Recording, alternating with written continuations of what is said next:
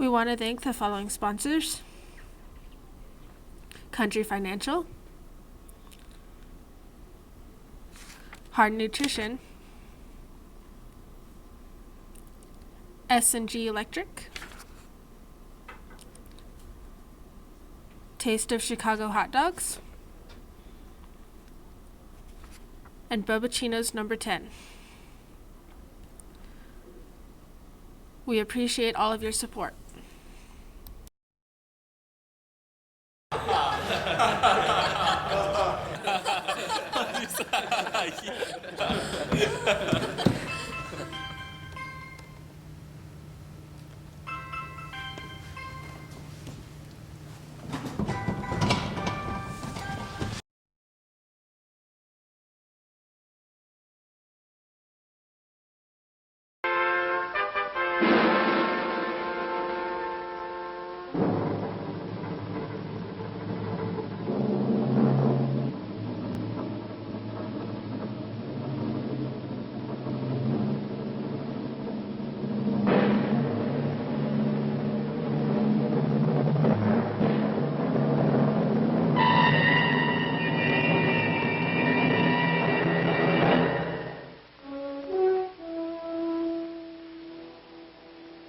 In safeguarding our nation and our freedoms, we must be prepared to conduct military operations in every type of terrain and in every climate.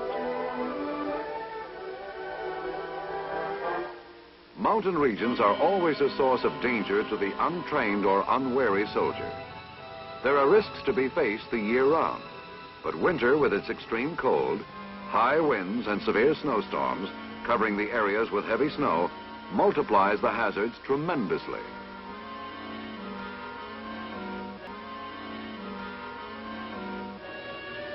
It is only the specially trained and equipped soldier who can perform his mission under conditions of this nature, because snow alone increases the difficulties of movement, and the ability of the snow to avalanche is an ever-present source of danger.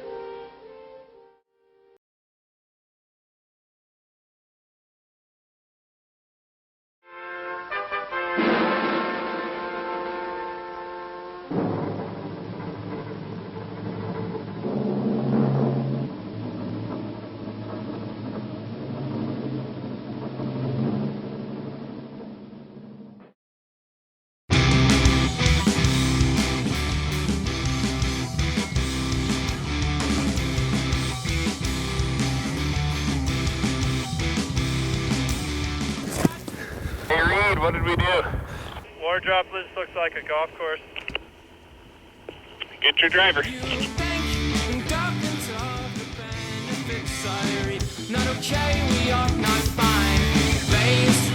Probably the favorite part is the camaraderie. What it's all about right there.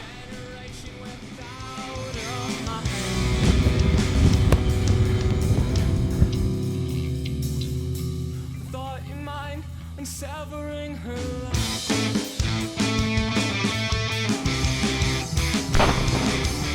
There they go and treat me all the same. I don't need them anyways. You think, nothing of the benefits I read. Not okay, we are not fine. Playing streets until we die. Was ahead to fall behind. Generation without a mind.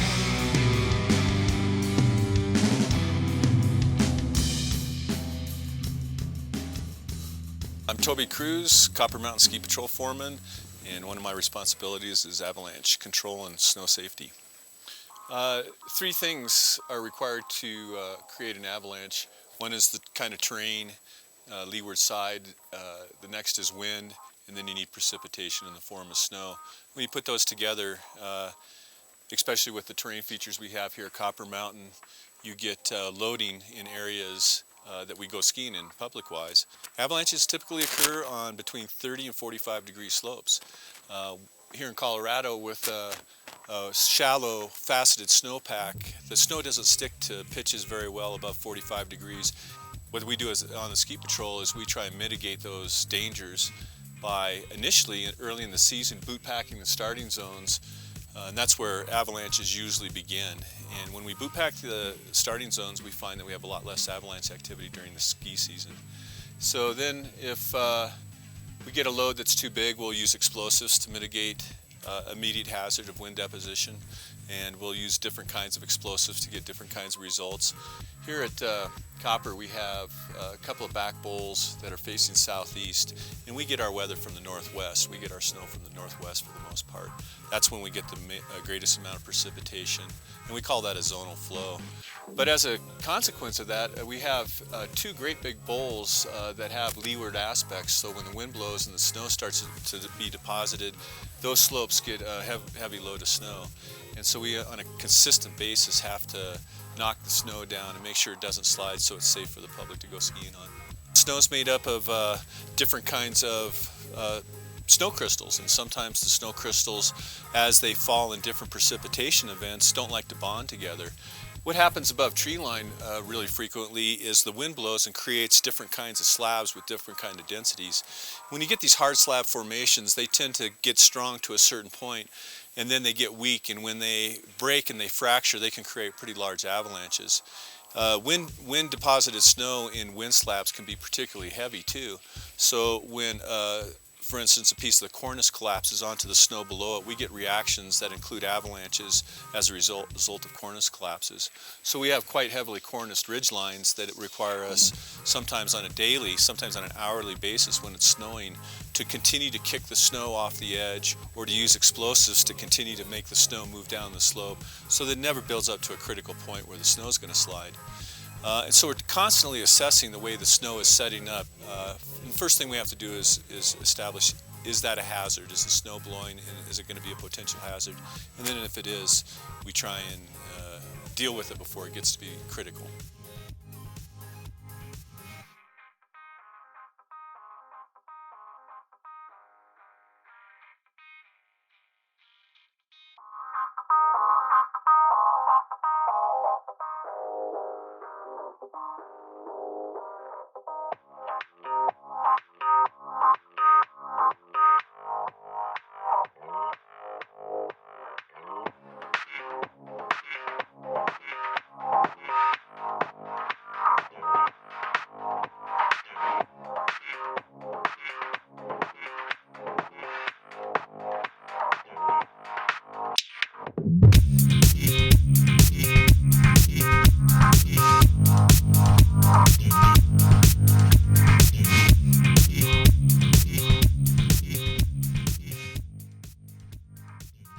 My name is Roger Peart, and I've been on the ski patrol here for 25 years, and I'm the snow safety coordinator foreman for the ski patrol. Various methods, from an avalauncher, which is sort of a giant pea shooter, compressed nitrogen that shoots a rocket round out. We might use that early season. Other than that, it's hand charges, and yes, they are mostly tossed down on the slope. And that's one of the ways we use explosives. We never go out by ourselves. We're always with at least one other partner. All of us carry avalanche beacons, which is various different models of avalanche beacons that we carry all the time. And then everybody carries a shovel and probe poles. And one person at a time exposes himself out on the slope. So if it does slide, only one person is buried instead of multiple burials. And all of us do a lot of training with our avalanche beacons in order to find people with them.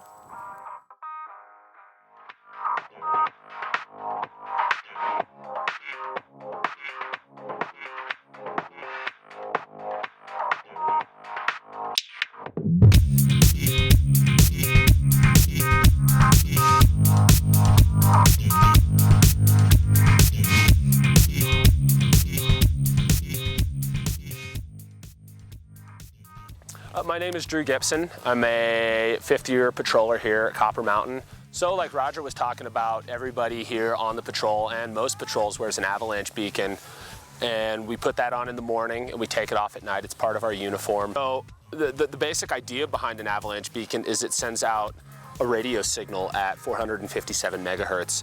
And when you switch a beacon to receive, the beacon is able to track that, and it gives you a distance on the screen in meters. And it's not a straight signal. It comes out the top of the beacon, kind of like the magnetic fields of the Earth, and they're called flux lines. You would end up in the avalanche path, and you would be skiing or walking or snowshoeing, whatever your preferred method of travel is, in a grid, trying to cover the entire path, trying to pick up a signal, whether it's on the screen or you can actually hear the signal. And so as you go through your pinpoint search, you'll narrow down an area that has the lowest numbers, and that's when you start your probe search. And there's a lot of different ways to probe. Everybody has their own little preferred way, but as long as it works, it works. So from there, once you get a probe strike, we train this thing now called conveyor shoveling or pyramid shoveling. So you go 1.5 meters back down the hill from where the probe strike is. You leave the probe in there, you move back downhill, and rather than digging down into the snow, you actually dig a tunnel into the snow like a hard rock miner. So you're gonna dig into the snow. The idea behind that is you're not just digging straight down, so then you're standing on top of your victim. So you dig in, you actually end up with this really nice pad that you can pull that person right out onto. Now, if there's more than one rescuer, it works even better because one person can be up front and they're getting that snow out of there, and then there's one guy right behind him that's moving the snow from behind him. The idea is that one person doesn't have to take all the snow and throw it all the way back. He can throw it just a little ways, and then the guy behind him can move the snow a lot easier because it's more broken up. Then when the guy in the front gets tired, they switch positions. It's really, really effective, and it's really easy to do.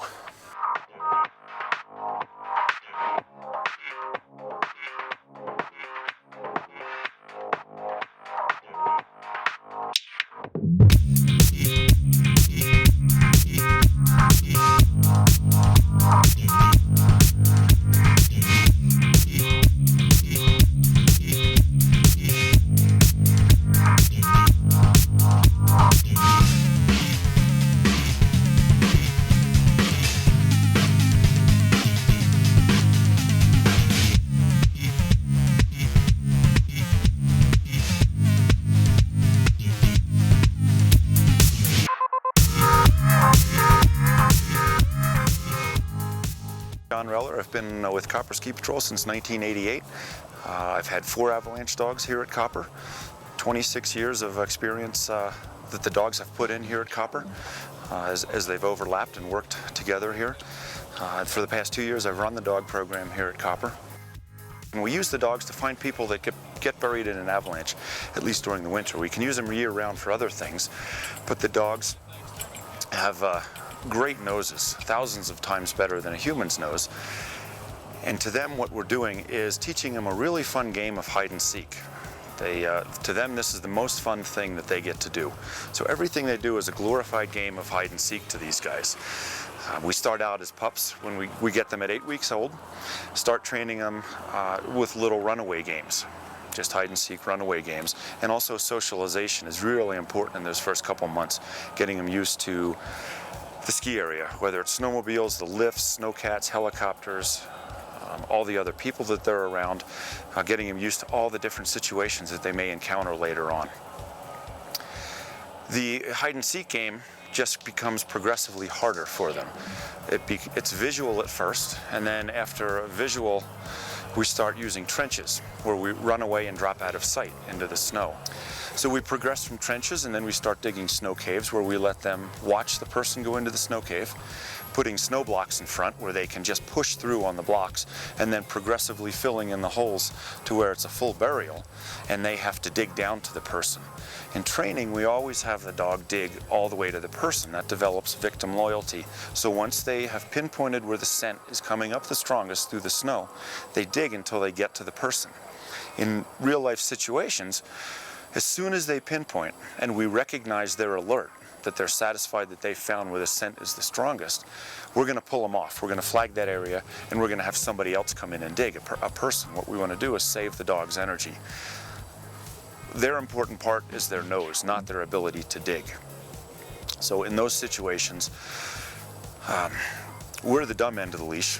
She tells me where to dig, and that's why I carry the shovel. I don't want her to waste her energy. Once we reach full burials, then we also introduce 2 and 3 burials at a time, so they don't ever get used to doing one drill and they're done. We always try to vary it, so we keep them guessing. They're very smart, and if we continue to do just one burial, then they start to assume that that's what their job is. One burial, and then they get to play. So we always try to vary it, whether it's 1, 2, 3 people that are buried, and then have backpacks, shirts, things like that that are buried in the snow. Sometimes we have skis, snowmobiles on site, just so they have to work around different things. It's not always a pure, pristine site. Here at Copper, we've got a couple different tiers at Copper Mountain. So there's different levels, and the dogs here at Copper are a great asset to Copper, to the local community, and also statewide. Then it's just a matter of keeping them challenged, because they really are quite smart. They're very eager to please, they want to learn, and the more you do, the happier they are. You know, they get bored sitting around at home or just sitting in the duty station. So the more we can do, the better they become and the happier they are to work for us.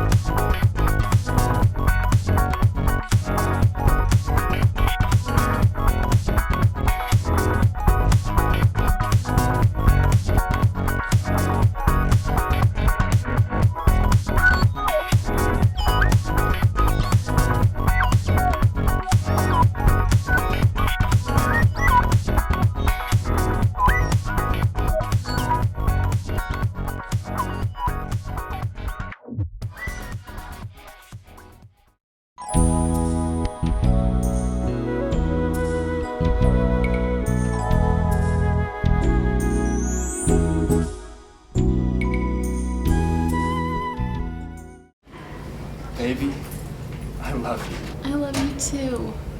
Oh yeah.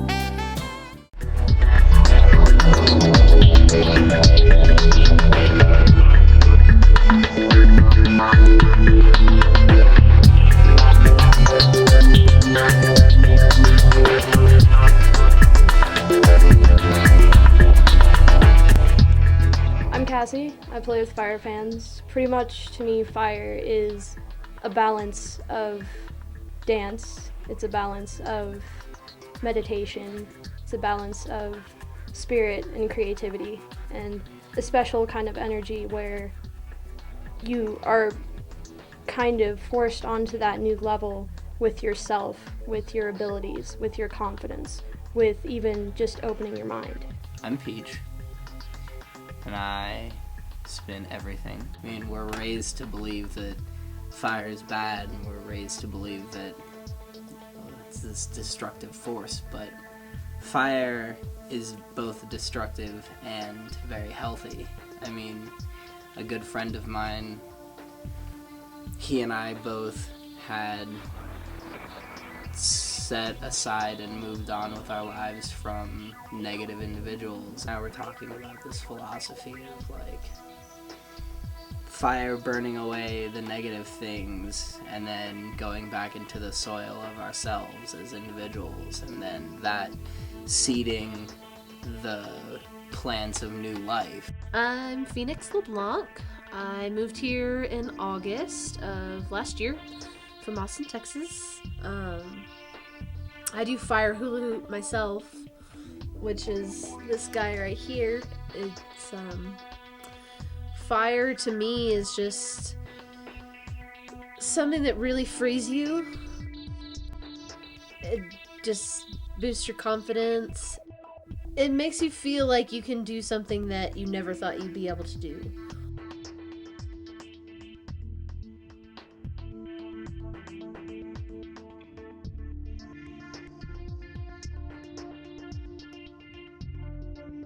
For about like 2 months, all I did was watch it. Like I didn't I didn't know if it was even possible at all. And I have to thank peer pressure, I suppose, for it a lot. Friggin' one night I joked to a friend, I said, I bet I can do that. He goes, you think so? Yeah. Alright, cool, let me grab you some fans. I was kind of, okay, alright, yeah, let's do this. So I tried for the first time. Everything faded away. All I could hear was the drums. The river was perfect. All the lights, all the people, all the general insanity. I spun fire for the first time last July at the Enchanted Forest in Austin. It was really incredible. I wasn't planning on doing it that night. Just something that my friend Tess was doing, and I had been working on hula hooping regularly for about a year, and then I decided that it was the time, and it was amazing. I can't answer like why other people spin fire, but I know for myself, it's, to be honest, it's sexy and it's fun, and not to sound like somebody that needs attention, but you definitely get a lot of attention doing it. How many people do you know that can say, oh yeah, I spin fire? When you get into it, it's something that feels really unique and really helps you grow as an individual. It's interesting because people get into these flow arts for whatever reason, and then inevitably the reason that they stay in the flow arts is totally different. Like, I got into it because it looks cool, and it's something that not everybody does, and realistically it's a lot of fun to do, but you hit a certain point where it goes beyond just being a hobby. It goes beyond just being fun.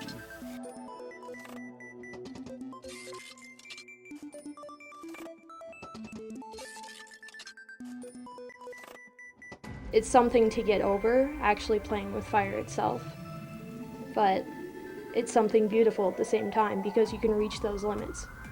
And it becomes almost a journey. It becomes almost part of growing up. I can't even describe how awesome it feels to fuel up and set it on fire. Way back before Denver, before anything, I was involved in, like martial arts, and I love music. Music has always been a very big part of my life. That's why the drummers they make it down there. It's amazing. The first time you spin fire, it's this like eye-opening experience where it's just like all of a sudden you're now playing with something that people don't play with. You're tapping into an aspect of existence that people don't tap into, and I hit this sense of flow, and everything in my life that had started to fall apart made total sense. It was just like, why? Everyone cheered, and it was just like, wow, I finally did it. When you're spinning, you lose track of what your mind was thinking of before. Everything that's kind of been there and been stuck is kind of overpowered by the thought of don't burn yourself. You're not yourself anymore. You're not a part of this world anymore. It's huge, and you can step back, and it's this euphoric, eye-opening, like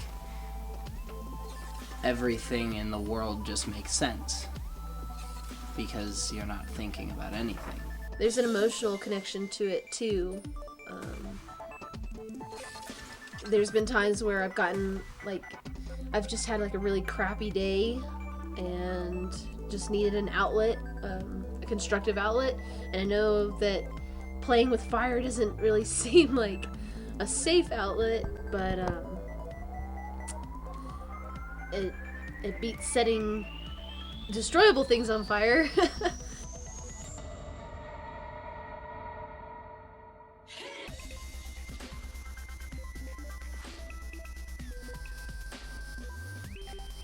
What really got me interested was just the sense of community, the sense of freedom. You could feel like you're in a circus, and it's not even that way, but the neat thing is that everyone down there is different. Everyone has a different story. You can pick a random conversation and leave with your mind expanded. There's this interesting theory by one of the world's best poi artists that I flow with here and there. He says, we as flow artists are the beta testers for a new type of human. So when I first moved up here, I met Peach and Cassie at the Green Route Festival.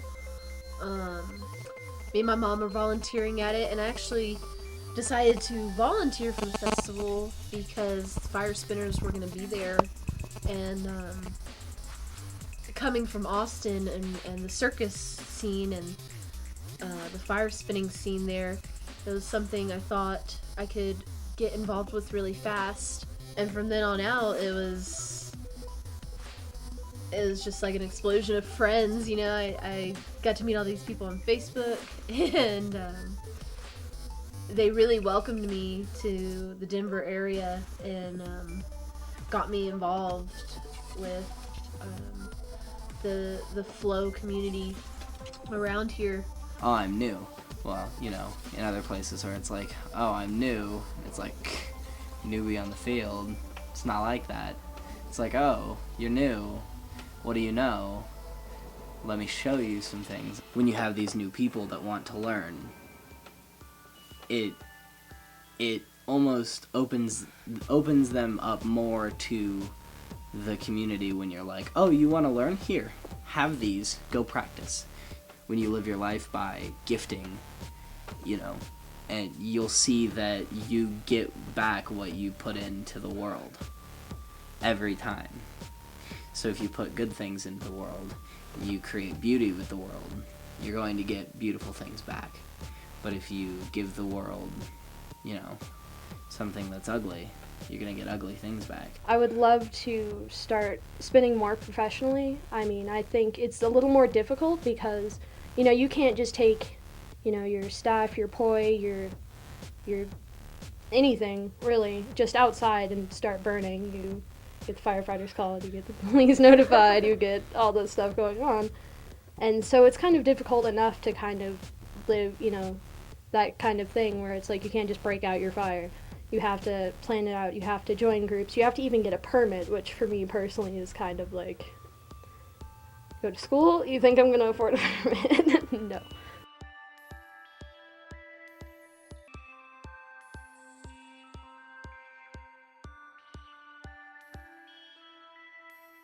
It's almost like any other thing, like martial arts, or, you know, if you're part of a theater, if you're part of anything, because when it comes down to it, you're performing as well.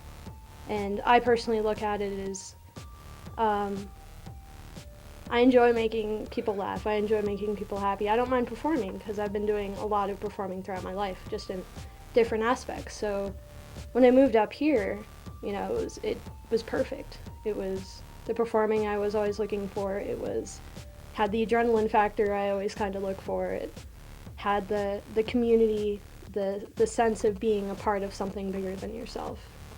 And I mean, it's spreading so quickly now.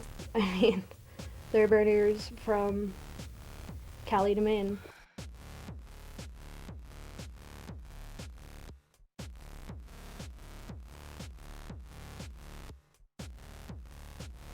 I'm going to Fire Drums in May, and it's summer camp for fire spinners.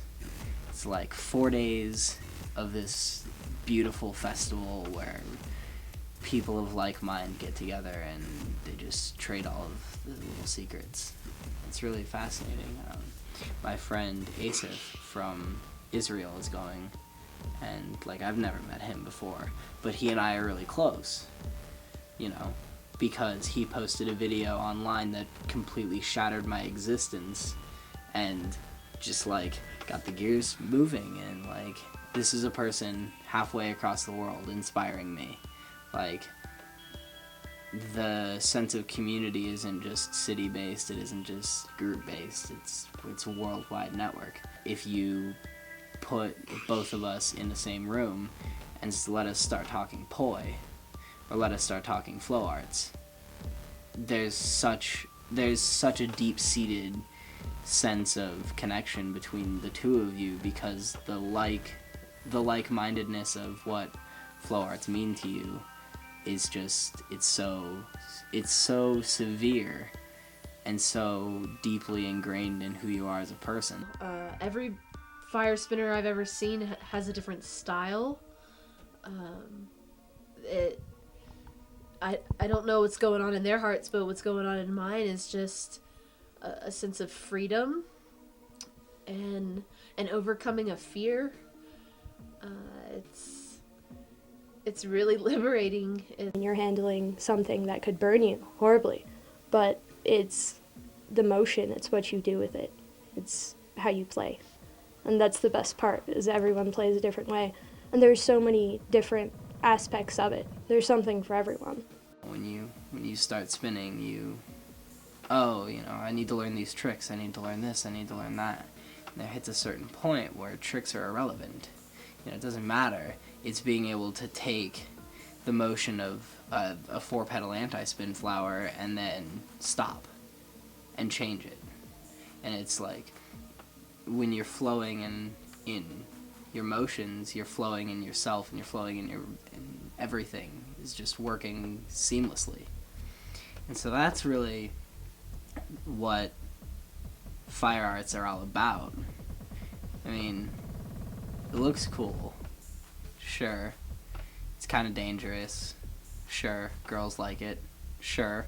But I mean, like, when you boil down to the root of it, if I didn't get a state of flow out of it, I wouldn't do it.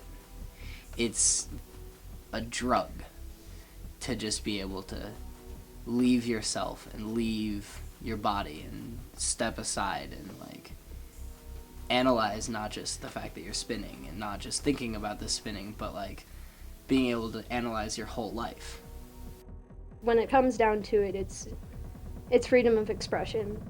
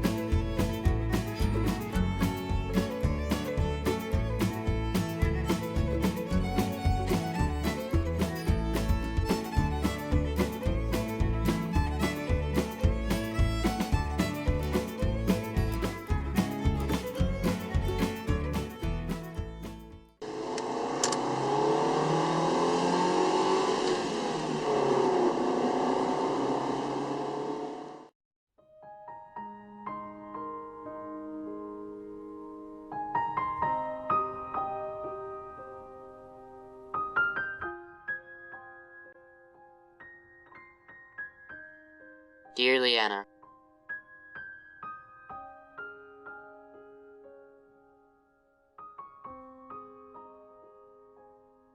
can't believe it has been a year since we were together.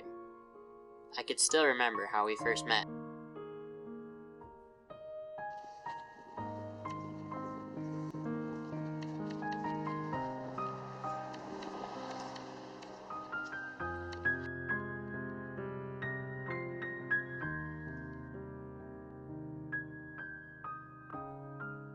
I can even remember our first date.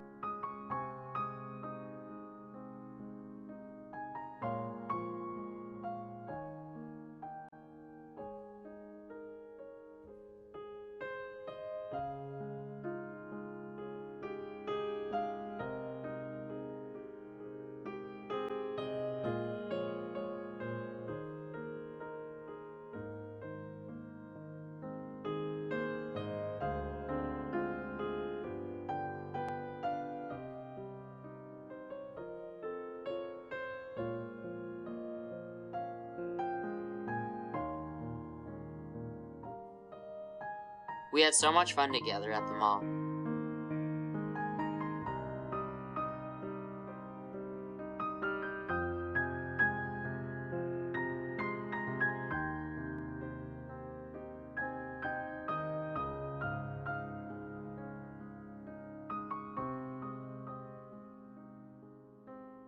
I even learned how to play piano for you.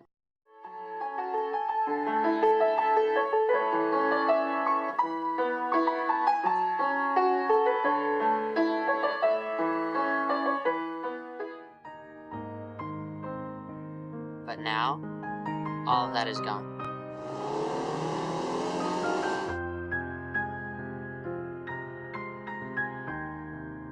I blame myself for this. It's my fault you're not in my life anymore. I can't believe you're actually getting mad at me for going out last night. Well, I needed you and you weren't there. Well, what did you want me to do? You could have just called me or something. You know I never like calling you when you're out with your friends. I don't get it. You know what? I don't even want to argue with you right now. I don't think we could do this anymore.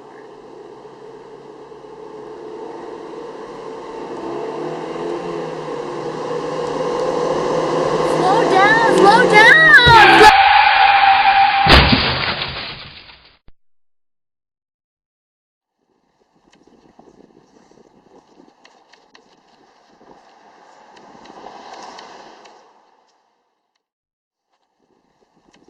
I'll never forget you.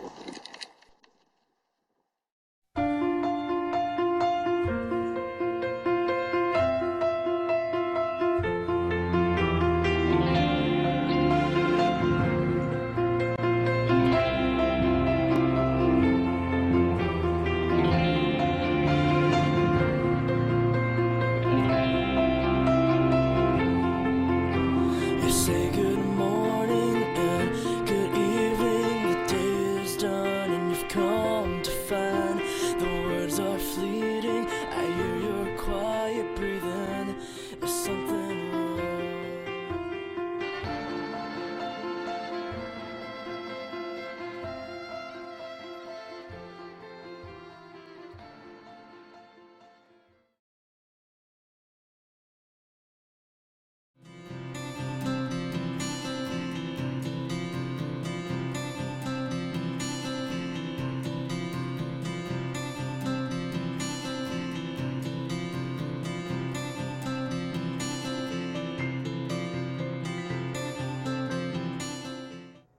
Even when I was little, I couldn't keep my hands down.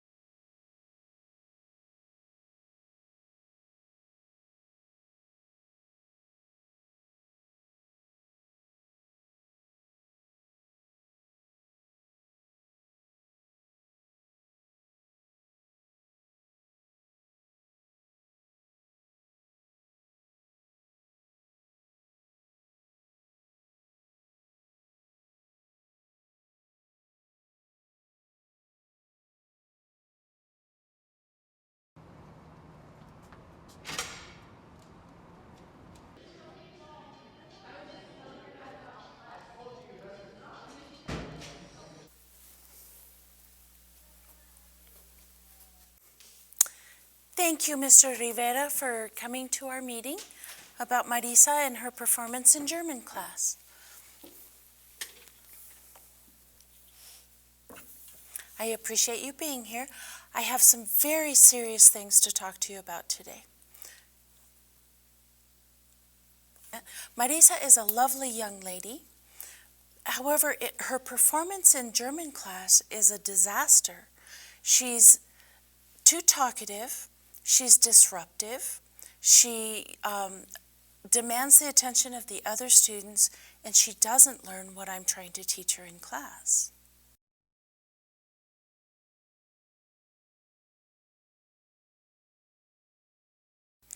I'd like to recommend, because her grade is borderline, it's almost an F,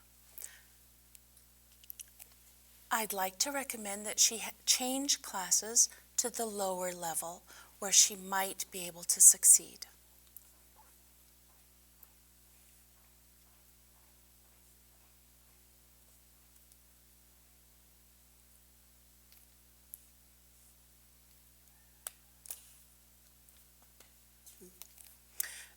Are you okay with this decision? I have another section where I think she could do the work, and then her classmates would be able to succeed as well. Is that all right with you? Yeah, that's fine. Okay, good. I'm glad. I'll have that change made at the counseling center, and I'll let your principal know.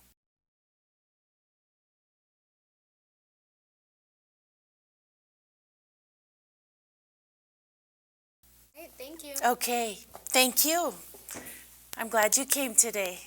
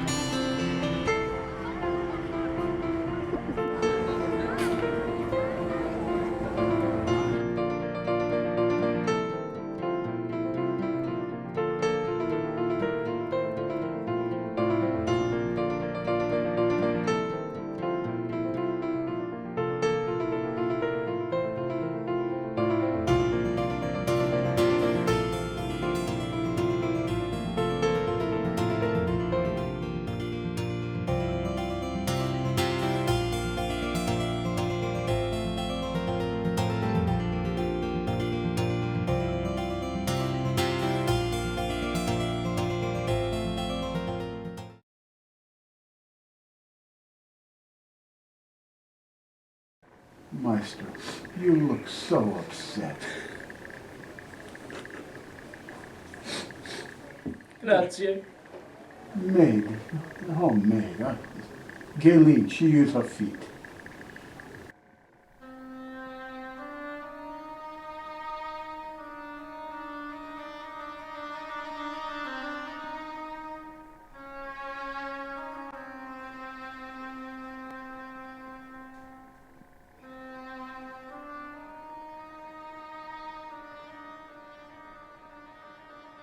I believe in Lakewood High School.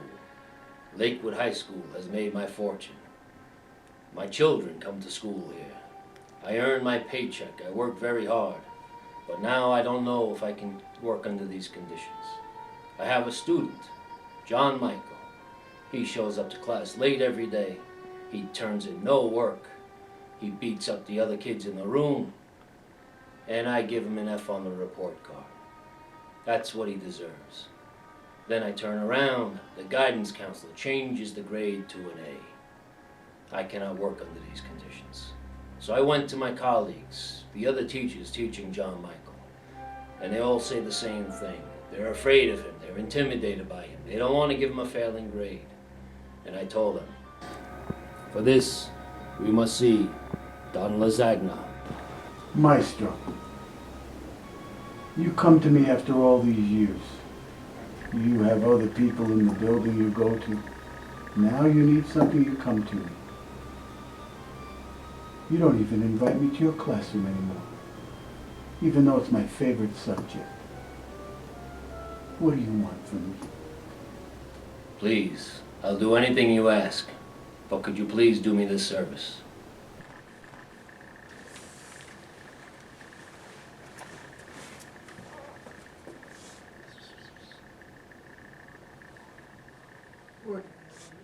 You never surround yourself with real friends. You hang around the English department like Caesar hung around Brutus. I don't understand. You come to me like you're a friend, but you want just peace of mind. And you don't ask in respect or friendship. You don't think to call me principal. Instead, you come to my office on the day of the lip dub and you interrupt me? I don't understand. Please, be my friend. Be my friend? Good. Principal. For me, you get a piece of my mind. You ask me what I want. I want you to bring me some lasagna someday. Maybe when I don't have any. Yes, Principal. Again, Maestro, I ask. What do you want from me? Please, Don Lasagna, suspend John Michael. Principal. Now you come to the heart of it. You want me to be the bad guy. I want you to be the principal.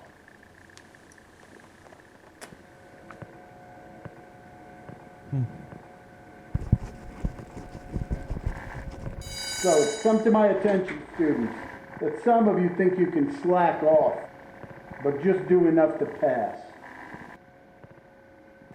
We got exams, blah, blah, blah, blah, blah, blah, blah, blah, blah, blah, blah, blah, blah. Blah, blah, blah, blah, blah, blah, blah, blah, blah, blah, blah, blah, blah. Just stop! God! Your principal, Don Lasagna, signing off. Blah.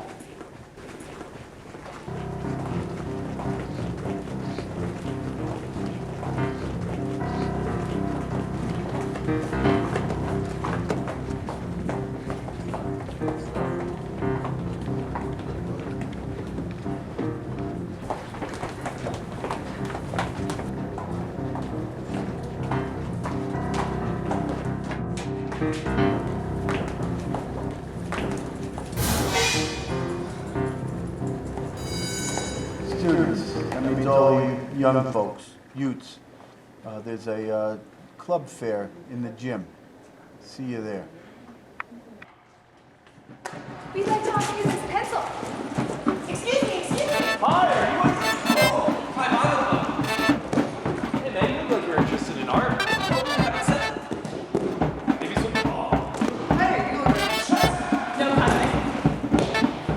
Would you like to try theater? How about track? Actually, that sounds very interesting.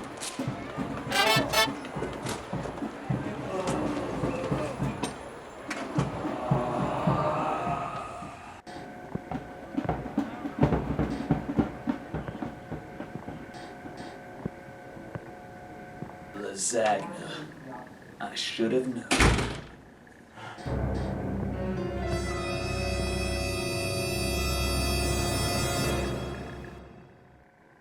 Please note, this man, right here, is not Don Lasagna, but for the remainder of the film, we are going to pretend he is.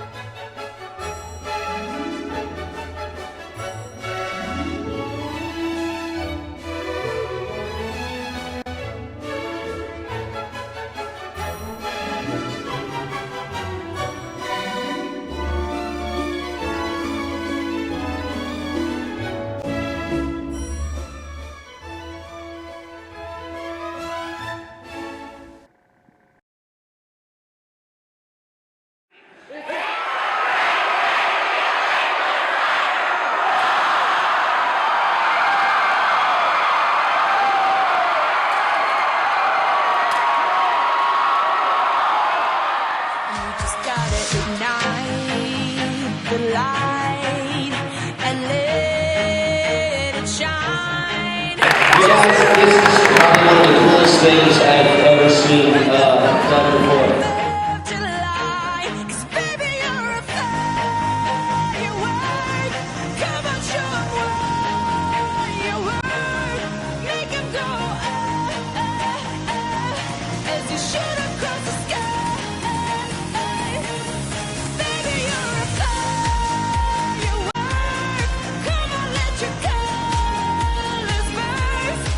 So the first 3 days of shooting were a hassle. No one knew where they were going to be, what they were going to wear. The third day actually came together pretty well because people didn't have their props, but they had majority of their words down. They had who was singing.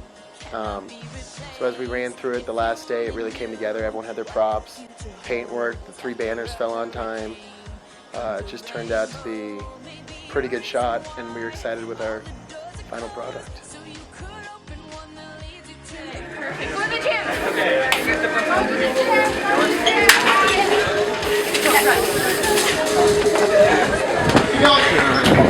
the gym now.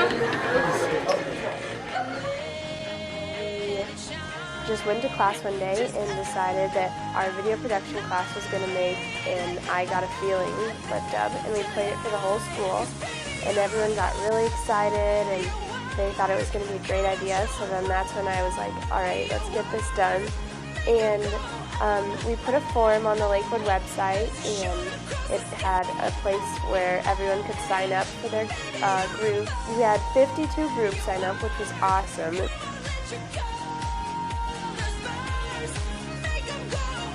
It was really cool just to see everyone just come together to create something awesome. Like at the time, like before you knew how many people were actually in it, just standing there, it wasn't that great.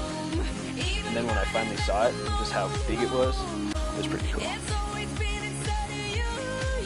The ability to take a risk is something that we kind of treasure around Lakewood High School, that you don't have to just follow a prescribed lesson plan, that you can branch out. And I think Haley and Josh and all the other students involved in it got to experience something very different. The comments that I've seen about the lip dub and the students and how they feel about Lakewood High School, that just takes it to a whole other dimension.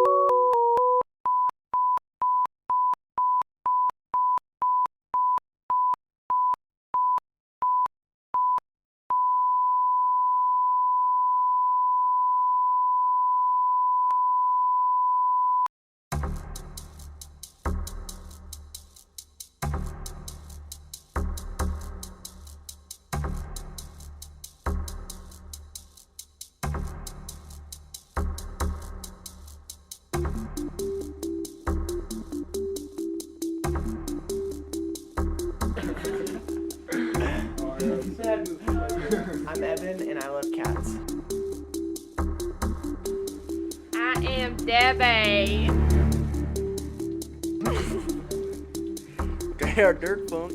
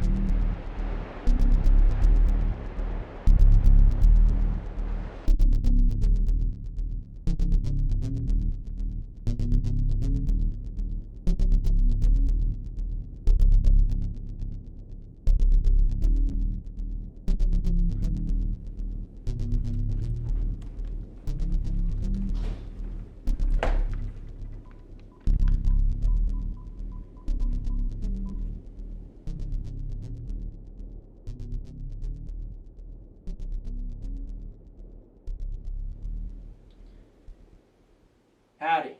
You've reached 1-800-ASSASSINS. This is Dirkmeister. How may I help you? Okay, so I got a neighbor, not a fan. Okay, I see. Well, we do have the Total Annihilation package. And we could throw in a attack dog for an extra $5. Yeah, sounds real nice, but I have a problem with dogs. Well, sounds like what you need for some good old boys. Come on down by the bayou, wrestle up some catfish, slap them with some lotion, and throw them at the TV in an angry rant. Comprendo? What did you just say to me? Well, I was just talking to Francis. Who's Francis? My dog. Obviously. Man's best friend. What? What? Hey, hold on a second, mister. You ever heard of a band called Mustache Rope? Okay, listen. What I need for you is to put a bullet in someone's head. Can you be my man? Yeah, you got the wrong number.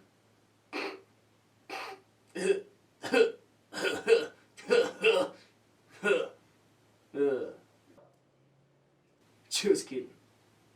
Just kill him. I'll be there this afternoon.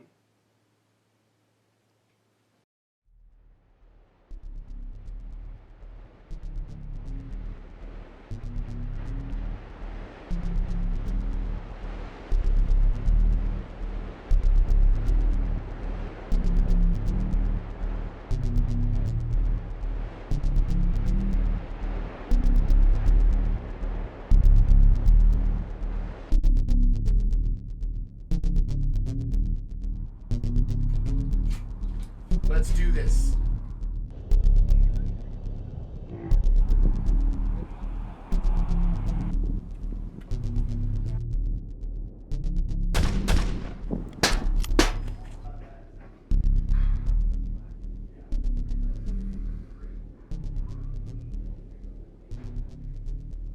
Call Debbie.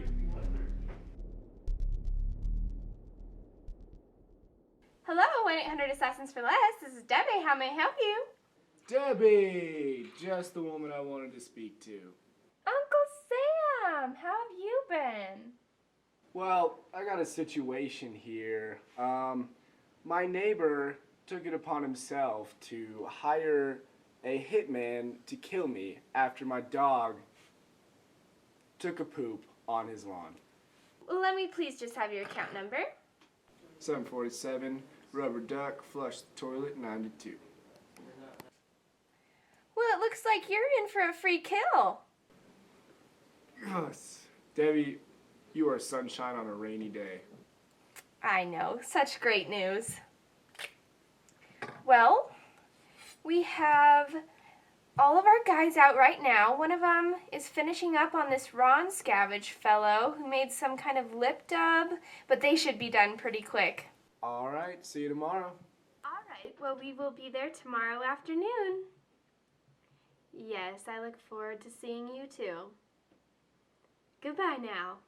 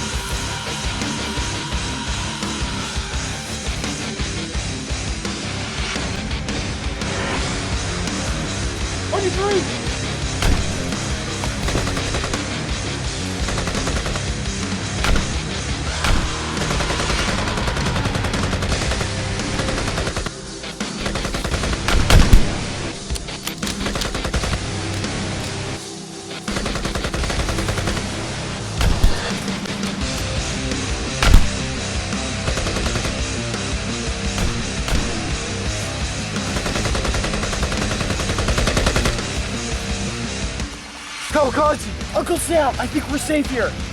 I ain't paying you to sit around. So this is it then.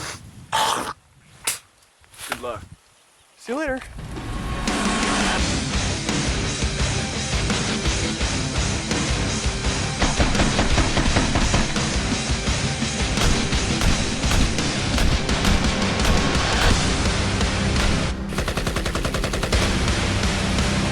Yes.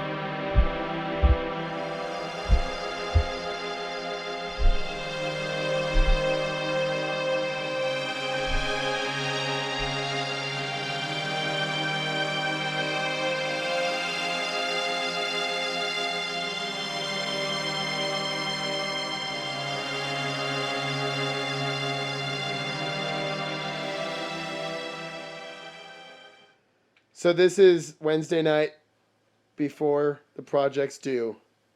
How was the shooting today, Chris? Oh. Excellent. Debbie! You know, this is actually the best day so far. Every other day has been hell. I don't even go to school.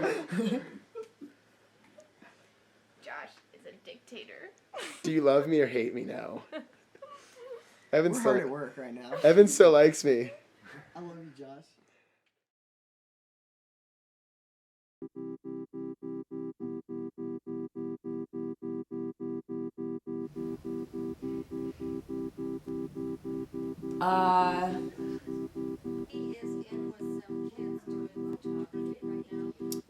Wow.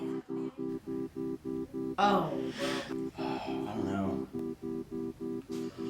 What do I want to do before I die?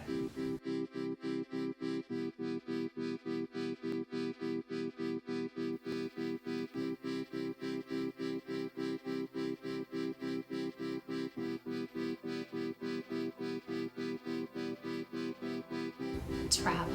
I want to travel. When my kids are grown and gone. I said I was going to do it before I had kids and then I didn't. So, when my kids are grown and gone, I want to travel. You know, the typical traveling around and stuff. But yeah, I'd like to do something silly like, oh, I want to learn how to drive a motorcycle. Probably go skydiving. Maybe when I'm dying, you know. Be a thrill and then die, so. I would want to live the life that I want to live, not for anyone else, just living it for me. Because then I'll die with no regrets. I want to... I think I want to, like, climb Mount Everest or something. Like, I want to go, like, on a really high mountain, and then I want to, like, flip off the world. One thing I really want to be able to do is I want to, like, have the ability to just, like, casually walk into a bar and pick up a dart and just go over to the dartboard and just get a bullseye every time, you know? That would just be really fun to do. This is so hard. Alright, what I want to do before I die, I'm going to do many things. But the one that's appropriate is I want to build a college for many young scholars like me. Before I die, I want to go to Africa on like a missions trip and help like the children and in orphanages and just help with like HIV and AIDS and stuff like that.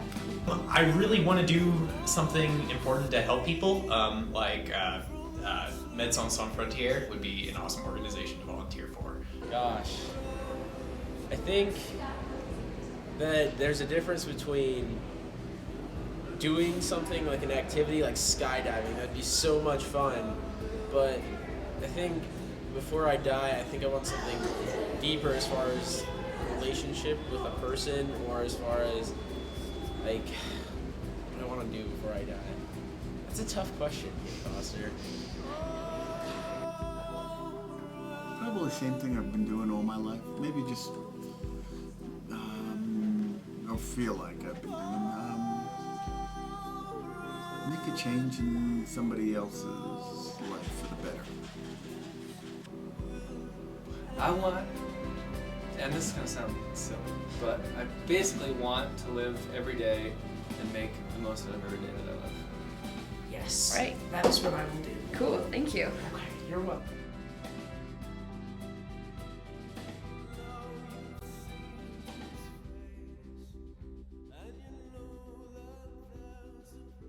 You have to know the answer to this question. Have sex. There we go. Okay.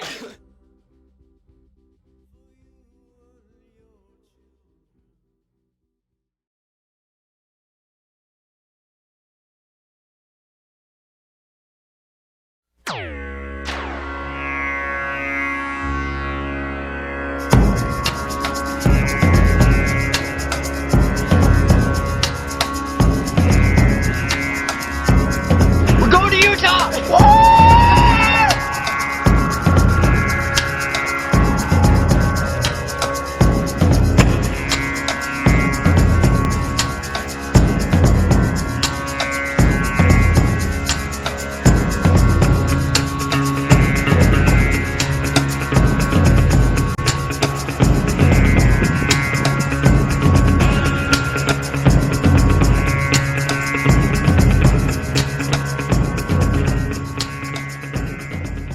Rose Valley has some of the best boulder problems in this country. It's really just out in the middle of nowhere, and there's not a lot of people around.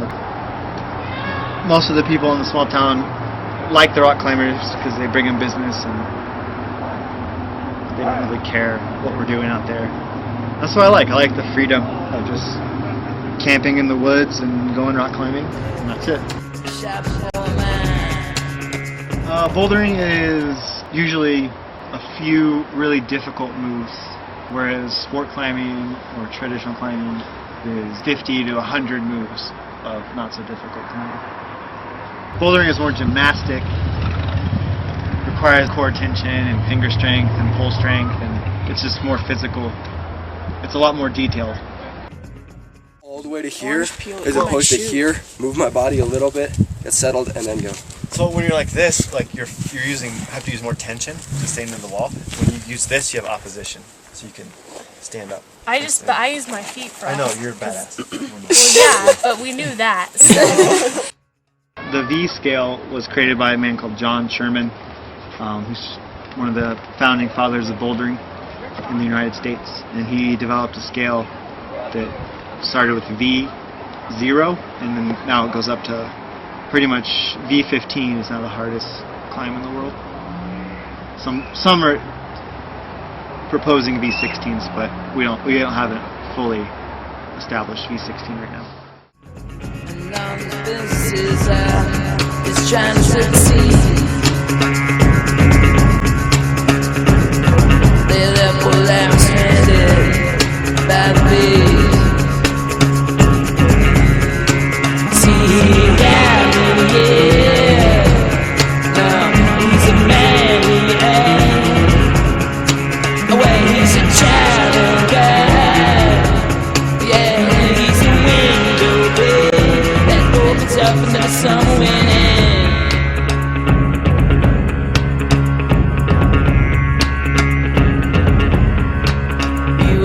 Christmas ornament I left on the bench. And in the time the war slept with you in a trench. When the bombs were half of our head. No head at all. No head at all. See, I had to work in the shop for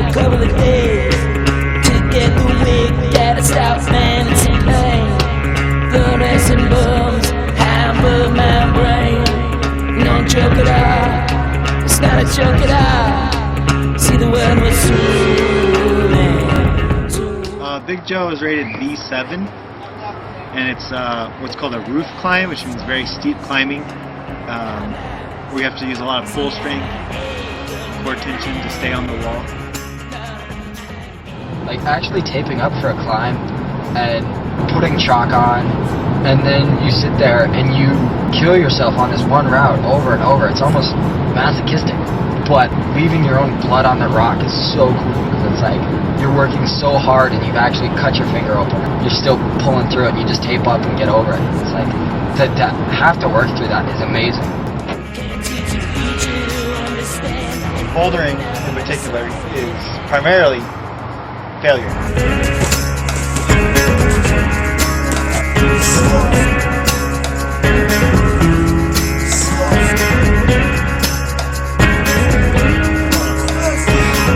Come on, stay with it. You got it. Come on. Finish it. Yes. So you got it. Yeah, come on. Listen, what are you gonna do tomorrow? I'm gonna send Big Joe. Sick. That's what I plan to do. Like, I'm gonna wake up, get some You breakfast, just look like such a stud with your hair. warm up, He's talking. and then climb. You have really left your mark on Joe's life.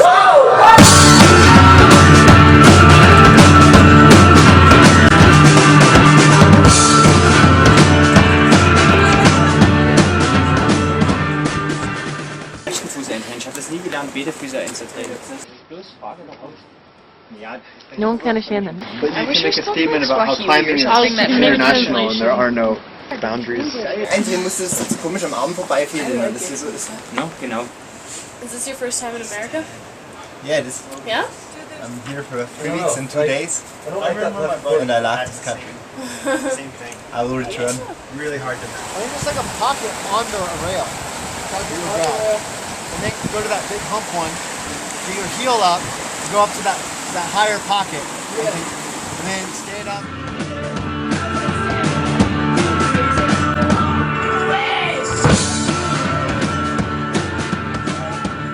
You know, you fail so much, you try over and over and over, but when you finally send it, I mean, there's no feeling like it. Do you know how to say rock climbing in Spanish? How? Escalada de rock.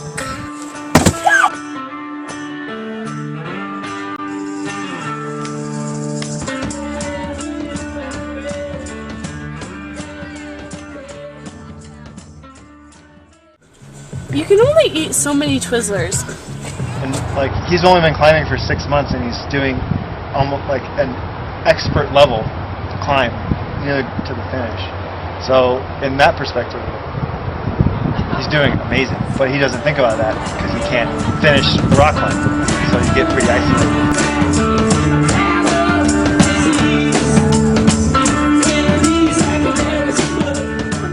I tried maybe a half day the boulder, and I did it, and I think I do it again. Yeah. And I tried and I tried and I tried and I do it again.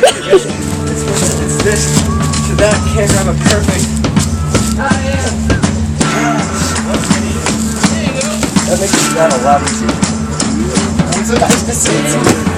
Right there. You're doing it. And then the knee. Finish it.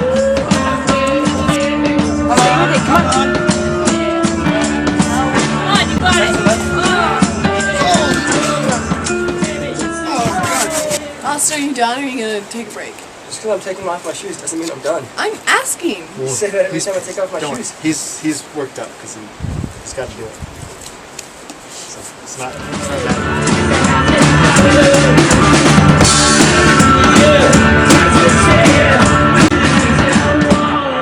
I love climbing, but hate big times. You're a wreck. See, you climb so much. I'm done. You did really well on it. Would have liked to finish it. After climbing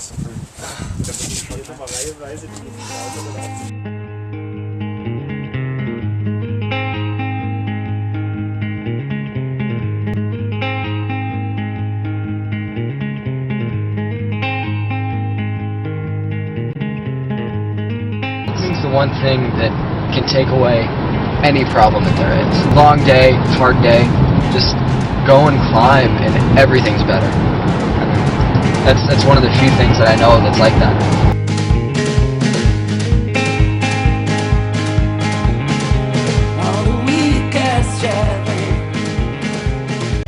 Like, I can't imagine doing anything else.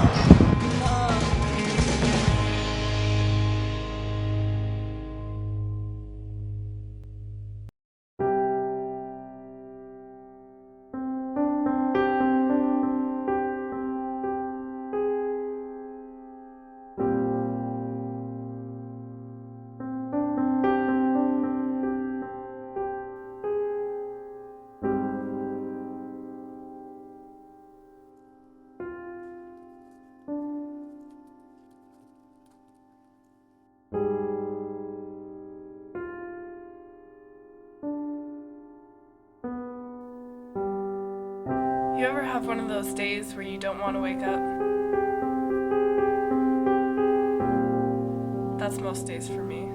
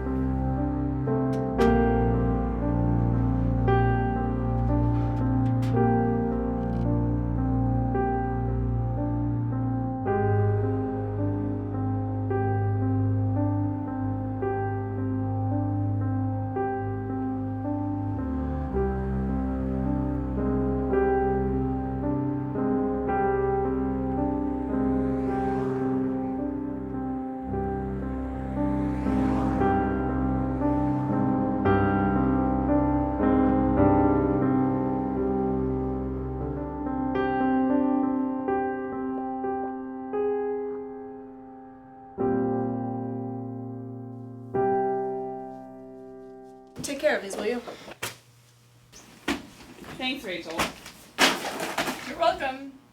I think they'd ran out of papers to file by now. Yeah, but somehow they keep getting more. Why do you put up with this? Quit. Find something else to do. What else? No one's hiring right now. Oh, how are things with Josh? I called it off. You? No, he did. I wasn't much of a person around him. Do you ever wonder if you could just start your life over, wake up and have a clean slate?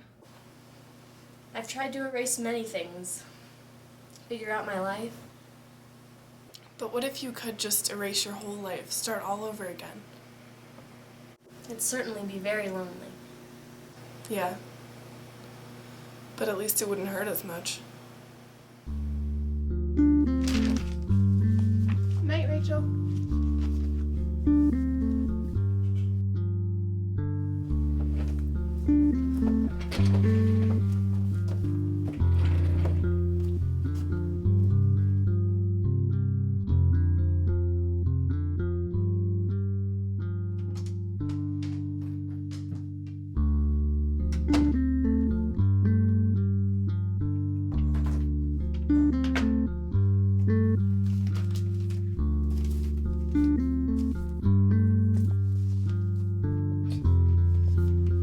Nice try, Dad.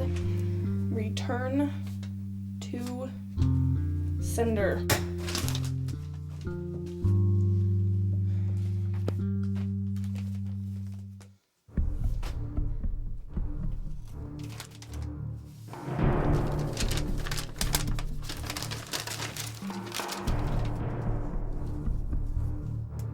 Dad?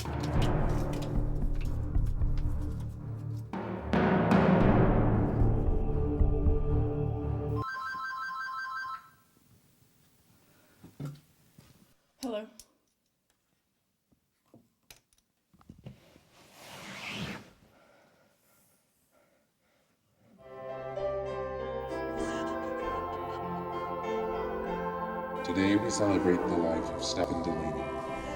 He was citizen, co-worker, friend, husband, father, and he did it all with excellence.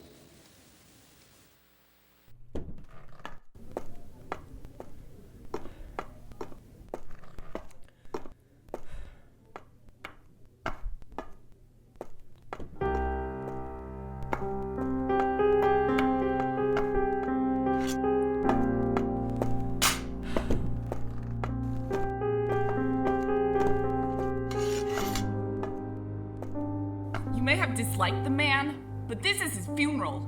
You can at least show some respect.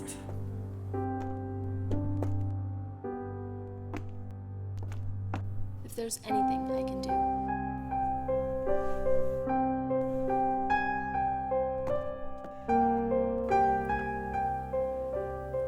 Now, there are some things back at your dad's house I want you to have before you go. I really have to get back to work, actually. Your work can wait.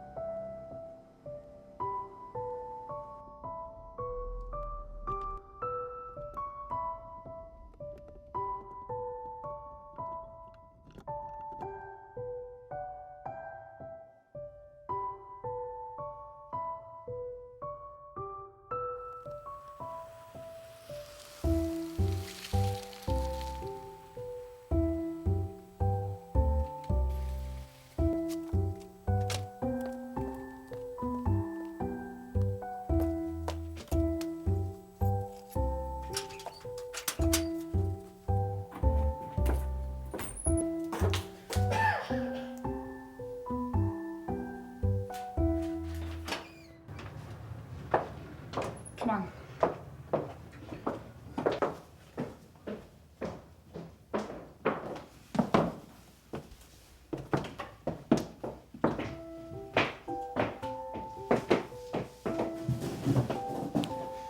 Your dad left a box here for you. I'm not. Open it when the time is right. I'll leave it by the door for you for when you leave.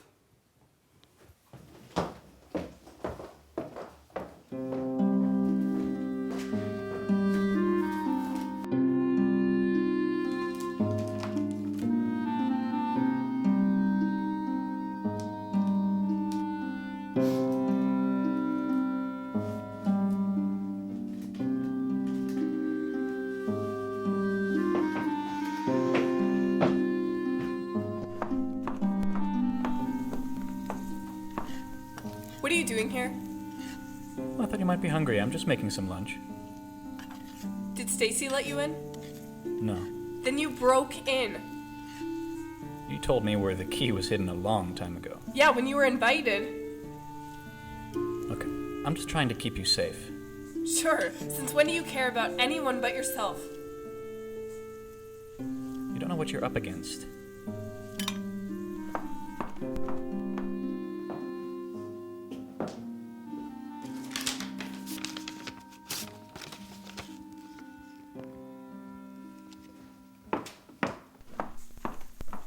Where are you going? I have to get out of here. I can't let you be next. They killed him, Rachel. Who? How do you know that? I was there. I watched him die, and I can't let them do the same to you. You can't come back. You can't tell me that and expect me to trust you. Rachel, please, give me a second chance.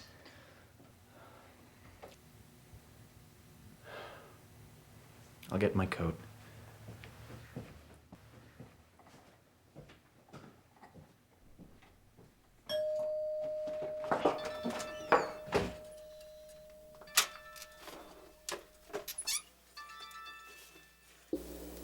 Hello? I know you have my money. Running away won't make me leave you alone. I don't have any money. Of course you do. Your daddy made sure of that. How do you know my dad? We worked together, and he double-crossed me. I had to kill him. And I'm going to kill you too unless you give me the money that's rightfully mine. I told you. All right, Rachel. I'm leaving, but I'll be back to check on you. Who's on the phone? Get down!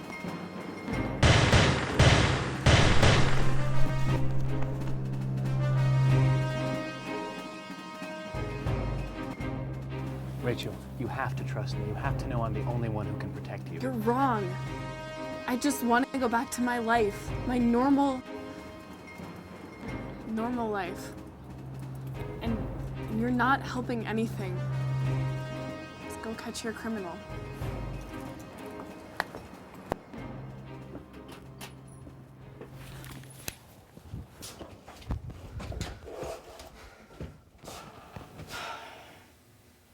He'll keep coming back. He'll come back for the money I don't have.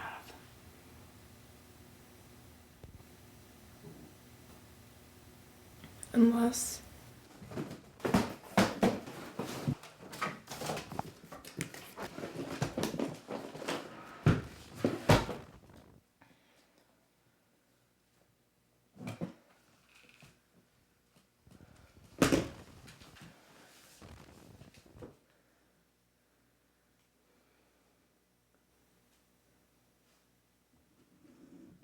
I have your money. Let's meet.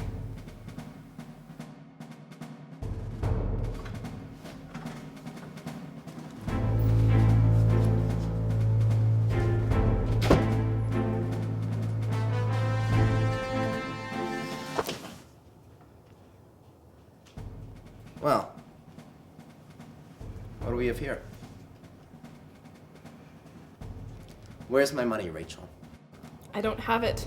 I've never had it. See, that's where you're wrong. Because I know he sent it to you.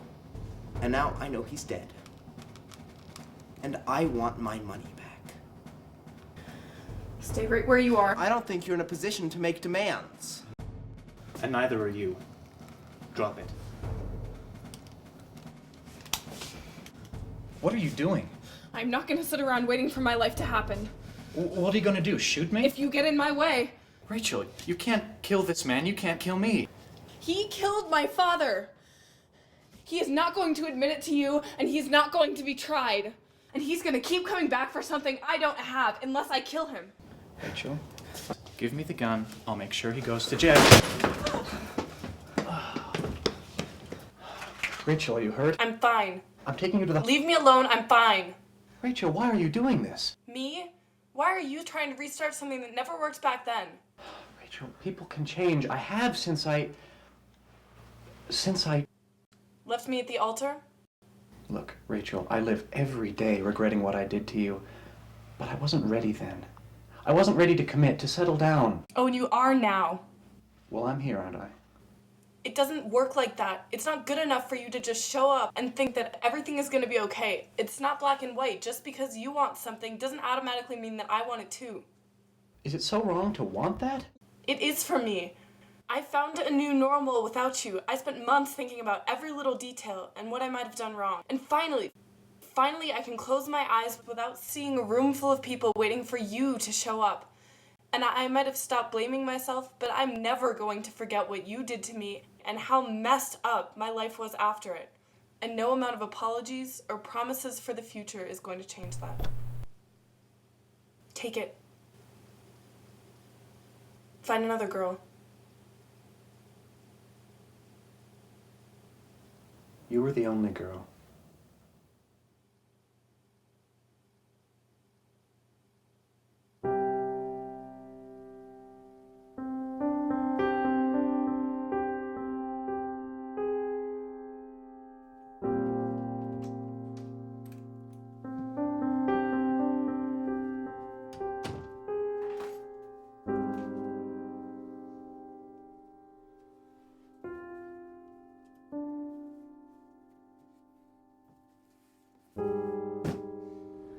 My whole life I've been preparing for a fairy tale ending. Maybe the princess in the tower doesn't exist, and maybe no one can live happily ever after. But we can get out of bed every day. We can find new normals and live for the present.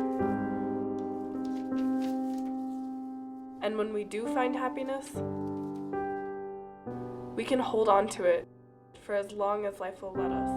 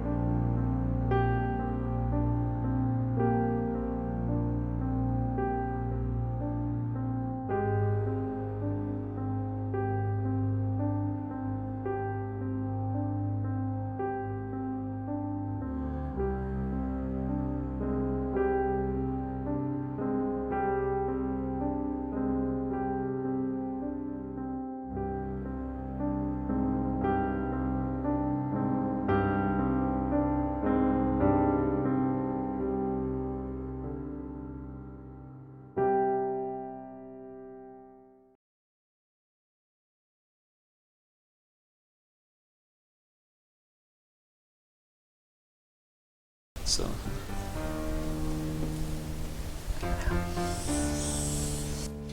And this class is why Harry Potter is not considered literature.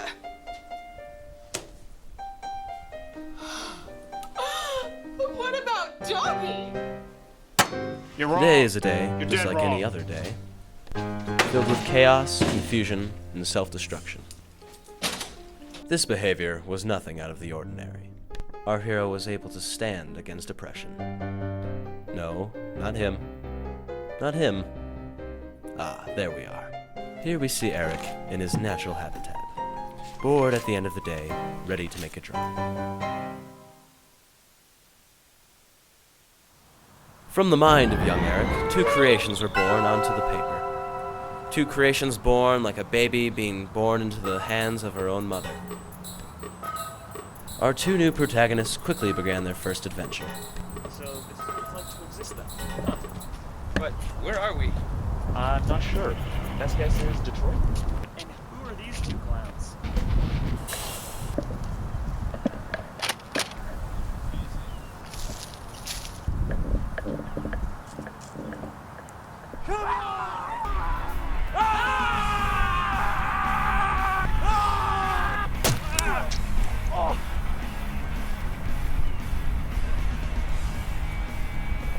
We're not finished with you yet! That's how it's gonna be? You think I'm thinking? Oh yeah.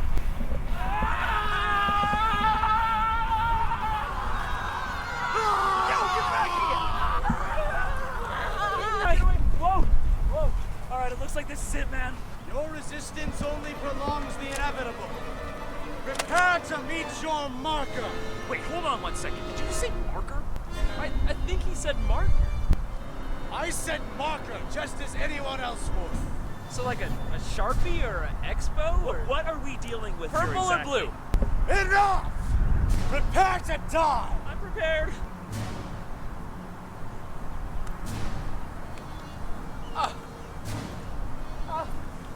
Really? I'm gonna get mauled by too many guitars and a bunch of freaks with lightsabers? They're ukuleles! My mistake. Eric, are you piddling on your paper during lectures? No. First of all.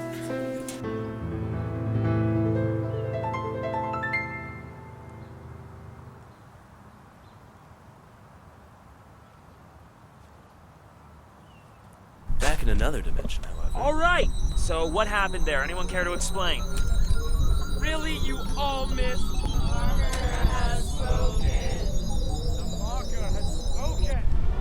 Mrs. Edith Merriweather. Her vile influence traveled through two separate dimensions, through the power of the very marker that she uses to make the class take notes with. Dazed and confused, the doodles quickly fell underneath her trance. Alright, let's try to figure out where we are. on, let's go.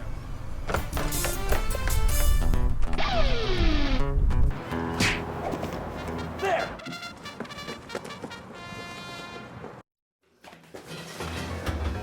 Oh my god. Ow! Oh god. Oh. Okay, hang on. Hold my hand. Where are we? Hold my hand. Just hold my hand. No, where are we? Oh!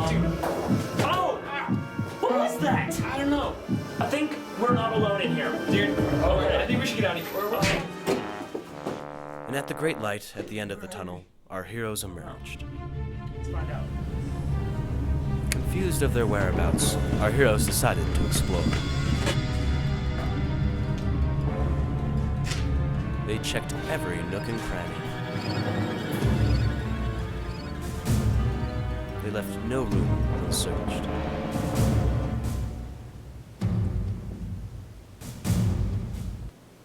And just as they were to give up, a discovery was made.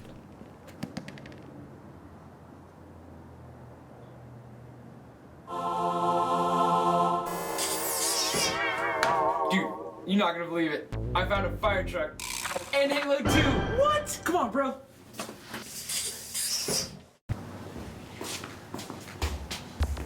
You weren't kidding. Yeah.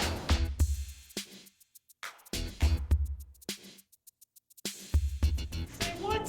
What? Come on. Dude, look at this. Headphones? Headsets, bro. What? Yeah. All right. Oh, I'm ready for business. Okay, what is going on Do you here? know how to drive one of these things? Oh, way ahead of you, man. Look at this. Look at this. Got my license, and I've got this here pencil. All right, just do some editing here. Just making adjustments. And booyah! Certified fire truck driver. Perhaps that's not the only qualification for being a firefighter, but it was good enough for them.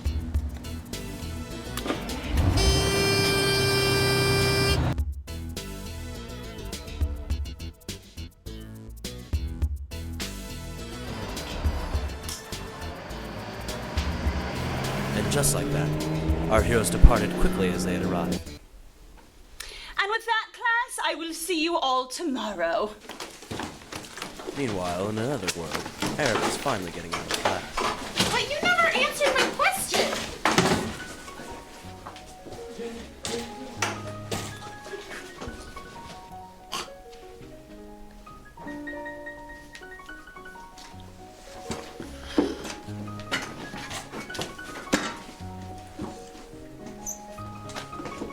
Eric was very displeased with his own creation. Not realizing how much destruction he was causing another world, Eric walked on.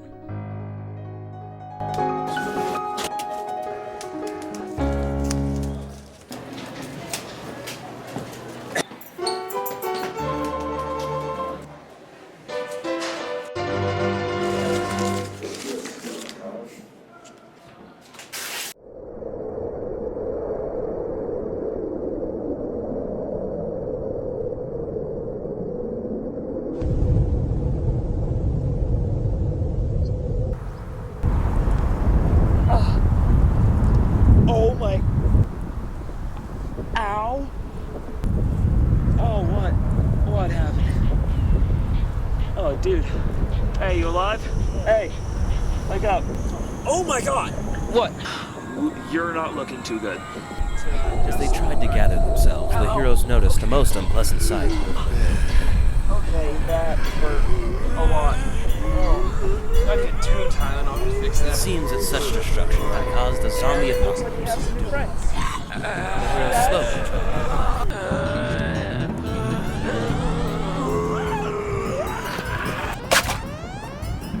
This strange man, for whatever reason, had decided to help the dudes. Donkey Kong! Run while you still can! Get to the body! Wait! Tell us your name! I'm Austin Hill. Whatever. Thanks, man! Let's go! It's dark! Or not that! The portal body was the only thing that linked the Doodle What's his world name? and the Something room. Hill? I think he deserves a medal. It's a shame.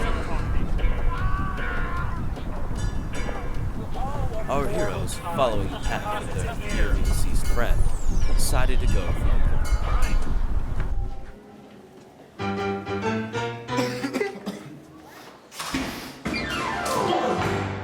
Oh. I know what you're thinking, and it's not what it looks like. That was weird. Hey, man, you in here?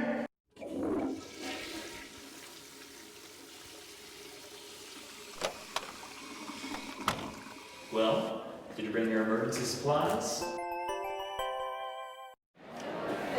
Well, that was a lot easier than I'd anticipated. After using their emergency supplies, Miracle of a the Band-Aid. Doodles Well, had to you figure wanna out where they investigate? were.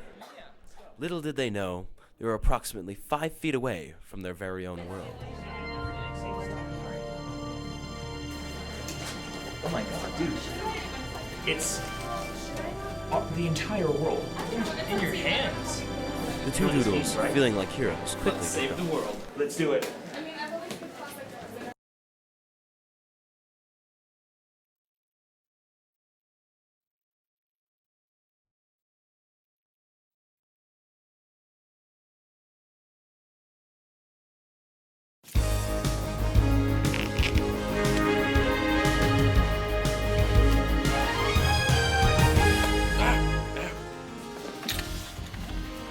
Scalpel.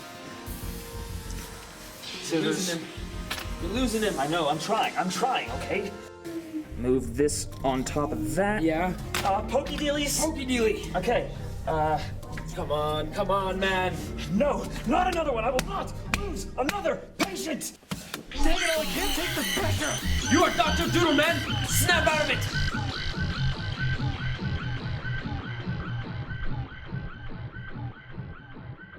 And just like that, they had saved the world. Sort of. Well, it seems we did it. We got it. Well done, all. The heroes knew their story was not over yet. They still needed to create it. Well, class, I hope you all did your homework today. Excuse me, don't mind us. We're just a couple of scientists here for a biological study. Some experiments. You, sir, you will do just fine. Come on. Have a good day. There's no other options. We have to do this right now. Just don't ask questions, okay? It'll be over before you even know it. Who are you guys? Well, that should be easy. After all, you conceived us. You should recognize us. What? Do you recognize this picture? Yeah, I made that yesterday. Why? That's not important. No questions. Look, if this is about the copyright laws or anything like that. Finish it. Start doodling.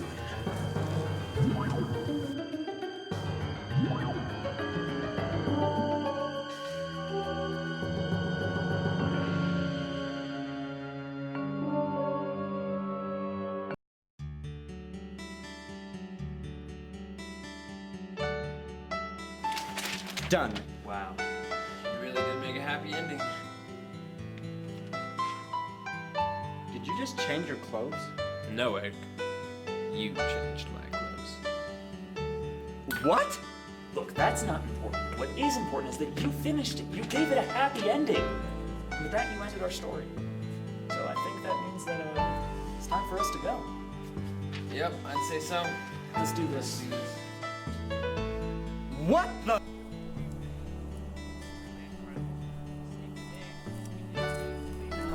Well, you know, I think I learned something today.